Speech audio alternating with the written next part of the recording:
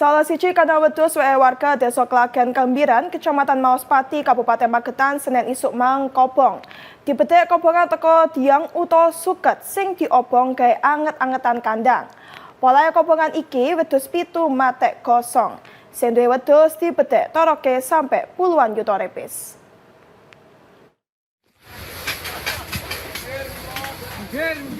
Kobongan ngenai kandang wedhus W.E. Haryanto warga Desa Klagen Kambiran, Kecamatan Maospati, Kabupaten Magetan, Senin isuk mang.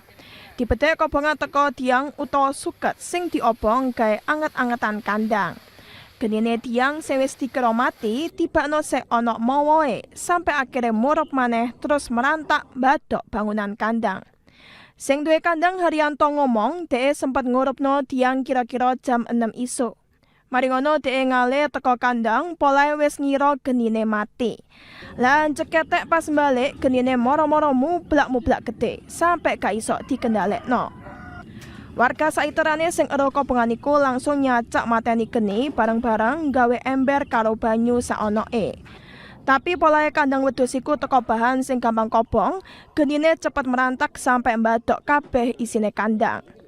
Polahe kobongan iki, wedhus 7 W.E. Haryanto gak iso dislametno, barek ditemokno matek kosong.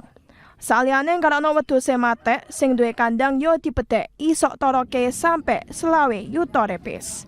Petugas motor cloning sing teko nduk nggon kedadean langsung mateni geni gawe semprotan, cekne genine gak merantak nduk bangunan liyane. Kedadean iki isok dadi eling-eling gawe sapa ae, cekne luwih ati-ati pas gawe geni nduk kandang utawa lingkungan saiterane gawe nyegat kobongan. Ramdan Tio, JTV.